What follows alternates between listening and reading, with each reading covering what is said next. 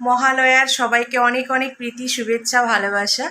Actually আমি দেখছিলাম ক্যামেরাটা অন হয়েছে কিনা। তো আরেকবার বলি, শুভ মহালয়া সবাইকে। আজকের দিনটা অনেক স্পেশাল অনেক মানুষের জন্য, যারা যাদের কাছে একটু সময় আছে, যারা একটু সময় দিতে পারে নিজেদের জন্য, তাদের জন্য অনেক স্পেশাল। আমার খুব ইচ্ছে, কথাটা কেন বলছি বলি, আমার খুব ইচ্ছে ছিল যে একটু সাজুগুজু করে একটু কাশবনে গিয়ে ফটো তোলার, ঠিক আছে। আমার স্বপ্নটা স্বপ্নই থেকে গেল, হলো না। অনেক চেষ্টা করেছিলাম বরকে রাজি করানোর জন্য যে চলো আমাকে একটু কাশবনে নিয়ে চলো, আমি ফটোশ্যুট করব। হয়নি। এক দুটো রিলস বানাতাম, হয়নি।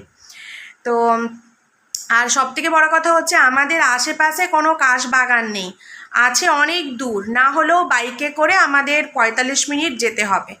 হ্যাঁ, ৪৫ মিনিট ১ ঘন্টা এত দূর গেলে আমরা কাশবন পাবো। তো সেই জন্য সময়ও হয়নি আর করাও হয়নি। তো তার আগে তো বাবার বাড়ি চলে গেছিলাম, তো মনের সুপ্ত আশাটা মনেই থেকে গেল। যাদের কাছে সময় ছিল তারা আজকে কত সুন্দর সুন্দর রিলস ছেড়েছে, যারা আসলে সোশ্যাল মিডিয়াতে আসার পর না এই ইচ্ছেগুলো জেগেছে যে সবাই করছে, আমিও কিছু নতুনত্ব করি, এই আর কি। তো যাই হোক, এখন তোমরা যখন আমি ভিডিওটা তোমাদের সাথে কথা বলছি, এখন ঘড়িতে বাজছে 5:30। অলরেডি সারাদিন কী করেছি সেটা ছোট ছোট কিছু ক্লিপ নিয়েছি, মনে হয় হয়তো, জানিও না, সেটা তোমাদের সাথে শেয়ার করব, ঠিক আছে। তো এখন বাড়ি আসলাম। কালকে যেহেতু আমরা একটু বাজারে গেছিলাম, সোনাইয়ের বাবা, আমি আর সোনাই। তো পিসিকে বলেছিলাম আমাদের সাথে যাওয়ার কথা, তো পিসি বলল যে না, আমি আজকে যাব না, আমি কালকে যাব পিসির ওই পাশের বাড়ির ওদের সাথে। তো ওর কে হয় দূর সম্পর্কে, যে না আমি আজকে যাব, কালকেই যাওয়ার কথা ছিল। তারপরে আরও একজন পিসির সাথে যেত, তো তিনি গেলেন না বলে পিসিও কালকে যেতে পারেনি। দাও, আমার একটা কল আসছে। তো যাই হোক, তখন পিসি আমাদের সাথে গেল না, বললো একজনের সাথে যাবে, তো ওদের পাশের বাড়িতে একটা দিদির সাথে। তারপরে ওরা কালকে যায়নি, আজকে গেল, আজকে মহালয়া, আজকে গেল 4:30টার সময়। তো সেজন্য আমি আজকে তাড়াতাড়ি অফিস থেকে চলে এসেছি, প্রায় 4টার সময় চলে এসেছি, যেহেতু পিসি যাবে, সোনাইকে আমার কাছে রাখতে হবে, সেই কারণে। কালকে আমরা বাজার গেছিলাম, কালকে সোনাইয়ের জন্য একটা ড্রেস নিয়েছি, আর সোনাইয়ের বাবা দুটো নিয়েছে, আর আমি কিছু নিইনি। কেন কি, আমার না কিছুই ঘেটে হয়ে যাচ্ছিলাম, আমার কিছুই ভালো লাগছিল না। এক তো মাইন্ড দেখো, একটু বাজার করতে গেলে হাতে সময় নিয়ে যেতে হয়। সোনাইয়ের বাবা গিয়েছে 5টার সময়, আমি ওখান থেকে অফিস থেকে বেরিয়েছি, তারপরে মার্কেটে গিয়ে পৌঁছতে আমাদের 5:30 মতো বেজেছে। এবার তারপরে সেই হড়বড় করে তাড়াতাড়ি করে অন্ধ হচ্ছে, বাড়ি যেতে হবে। এমন মনে হচ্ছে না আমরা কোন গ্রামে থাকি, বাড়ি আসতে পারবো না, অন্ধকার হয়ে যাবে। হ্যাঁ, তাড়াতাড়ি করো, এত হড়বড়ি লাগিয়ে দিয়েছে সোনাইয়ের বাবা। তো আমি বললাম ঠিক আছে, ও এমনিই করে, এই জন্য বেশি যখন বাজার হাট করার থাকে আমি কখনো আমার বরের সাথে যাই না, আমি সব সময় একা যাই, না হলে অফিসের কোনো কলিগকে নিয়ে যাই। বেশিরভাগ তো আমি অফিসের কলিগের সাথেই যাই, একা যেতে খুব একটা ভালো লাগে না, টুকিটাকি হলে একা যাই, আর না হলে অফিসের কলিগকে কাউকে একটা পটাই দিয়ে নিয়ে যাই। তো সেই জন্য তারপরে যা হোক করে ওটা নিল। আর দোকানগুলোতে ভিড়, ওরে বাবরে, ভিটুতে তো দাঁড়ানোর জায়গা পাচ্ছি না। হ্যাঁ, আসছি বাবা। দেখো, আমার এই যে তারটা, এই তারটা কি বলবো, আমার অনেক কাজেরও, আবার খুব খারাপও লাগে, বারান্দাতে সবসময় থাকে। এই যে এত কিছু জিনিসপত্র এর মধ্যে রাখা যায়, জানো তো, কেন কি বর্ষাকাল, কখন বৃষ্টি হচ্ছে, আর আমরা তো তাড়াতাড়ি বাড়ি থেকে বেরিয়ে যাই না, তো আমাদের, হ্যাঁ, তো আমাদেরকে, কি হলো, আচ্ছা আচ্ছা, তো আচ্ছা আচ্ছা, ঠিক আছে।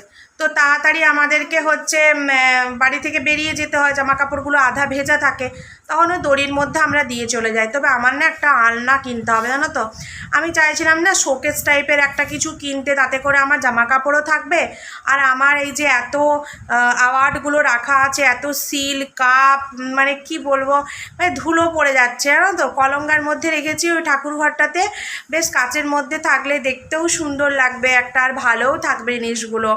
এতগুলো সম্মান আমার ধুলো মাখামাখি হয়ে যাচ্ছে। তো এই মনের কামনা বাসনা, দেখি কতদিনে কি কমপ্লিট হয়। তো তারপরে হচ্ছে কালকে ফের ওই বাজার থেকে আসলাম, ওইরকম হড়বড় করতে করতে আমার আর কিছু নেওয়া হয়নি। বলছিল একটা কিছু নাও, দেখো অনেকগুলো দেখলাম, পরেও দেখলাম, আমার খুব একটা ভালো লাগছিল না, তো সেই জন্য নিইনি। আর দেখি একদিন আমি আমার জন্য আলাদা করে যাব, টুকিটাকি কিছু জুয়েলারি কেনার আছে, মানে এটা গলার মানে পাতলা চোকার টাইপের কিনবো, ঠিক আছে, শাড়ির সাথে পরলে বেশ ভালো লাগে। আর একটা শার্ট নেওয়ার আছে, জিন্সটা যে কিনে দিয়েছে বোন, ওটার সাথে একটা হোয়াইট কালারের শার্ট নেব। তো এই আর কি আমার পুজোর শপিং, তাহলে হয়ে যাবে, বেশি কিছু নেই। আর পিসিকে তো সোনার আংটি দিয়েইছি, তোমরা জানো পিসিকে, সেই জন্য আর শাড়ি ফাড়ি দেবো না এবছর কিছু। আর তারপরে কালকে রাত্রিবেলা আসলাম আমরা কটার সময়, 7:30 8টা বেজে গেছিলো বাড়ি আসতে। আসার পর আবার চিকেন নিয়ে এসেছি, চিকেন নিয়ে এসে রাত্রিবেলা খাওয়া দাওয়া করে ঘুমোতে ঘুমোতে অনেক রাত হয়ে গেছে। সকালবেলা উঠেছি 7টার সময়, হড়বড় হড়বড় করে স্নান ধান করে রেডি হয়ে শাড়ি পরেছিলাম, যেহেতু আজকের দিনটা মন্দির যাই, তো খুব একটা ভালো দিন, আর তারপরে অমাবস্যাটাও ছিল, তো ভাবলাম চলো একটু পুজো পাঠ করি। সব দিন তো কাজ আছেই, অফিস আছেই। আসলে মানে কি বলতো, আমি এই যে আমাদের ছুটি থাকে, আমার 5টা ছুটি থাকে, কিন্তু যেহেতু হচ্ছে আমি ছুটি অনেকগুলো নিয়ে বাড়ি চলে গেছিলাম, তো সেই জন্য এই ছুটির দিনগুলোতে কাজ করে করে আমি কিছুটা ছুটি কভার করছি। তার কারণ পুজোতে আবার অনেকগুলো ছুটি হবে, তো এত ছুটি হলে টাকাই তো সব কেটে যাবে, তাহলে আর হাতে ক টাকা পাবো? তো সেই জন্য, আর আমাদের তো মানে সরকারির মতো, হ্যাঁ আসছি, সরকারির মতো অত ছুটি পাওয়া যায় না, প্রাইভেটে তো জানোই কত ছুটি পাওয়া যায়। খাচ্ছি তো এই আজকে খাওয়া দাওয়া করে তারপরে হ্যাঁ বলি, তারপরে রেডি হয়ে গেছিলাম, তখন আর ভিডিও করতে পারিনি, সকালবেলা জানো তো কত হড়বড় থাকে। তারপরে আবার ওখানে পুজো টুজো দিয়ে সেটা কি একটা ক্লিপ নিয়েছি, তোমাদের সাথে শেয়ার করব, সেগুলো সব পরে আমি জুড়ে দিচ্ছি। তারপরে চলে গেলাম হচ্ছে অফিস থেকে আসলাম, এসে সোনাইকে নিয়ে পিসির বাড়ি থেকে আসলাম। এখন পরোটা বানিয়েছিলাম, অফিসে পরোটাও নিয়ে গেছিলাম, তো পরোটা খেয়েছি অফিসে। আর এখন আবার পরোটা খাবো, এই যে হাতে নিয়ে বসে আছি, মানে ভীষণ খিদে পেয়েছে জানো তো, পরোটা হাতে বসে আছি, এখন পরোটা খাবো। খেয়ে সোনাইকে দুধ খাইয়ে দিলাম, আর তারপরে যে মুখটা পরিষ্কার করবো, মুখটাও এখনও পর্যন্ত পরিষ্কার করিনি, কীভাবে দেখো কীভাবে মুখের মধ্যে চারিদিকে সব তেল তেল তেল তেল তেল তেল করছে, তো এগুলো সব পরিষ্কার টরিষ্কার করে তারপরে ফ্রেশ হব, ফ্রেশ হয়ে একটু শোবো, মানে শোবো বলতে মানে কি এমনি বিছানায় শরীরটা দেবো আর কি, একটু গড়ানিটি খাবো 10-15 মিনিট, তারপরে উঠে আবার সন্ধ্যা দেখানো, রাতের খাবার করা, জল টল ভরা, এগুলো তো আছেই।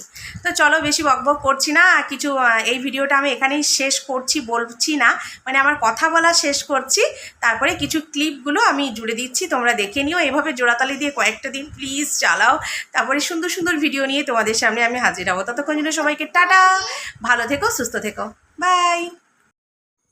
তো দেখো আমি এখন মন্দিরে পৌঁছে গেছি, তো আমার পৌঁছাতে মানে 2 মিনিট লেট হয়েছিল, নাহলে আমি প্রথমবারই পুজোটা দিয়ে দিতে পারতাম। তো আমার ইউটিউব পরিবারের সমস্ত সদস্যদের নাম করে আমি একটা মিষ্টির প্যাকেট নিয়েছিলাম। তোমরা সবাই ভালো থেকো, সুস্থ থেকো, এটাই জানিয়ে মায়ের কাছে পুজো দিয়েছি। যে যেখান থেকে আমার ভিডিও দেখো সবাই ভালো থেকো।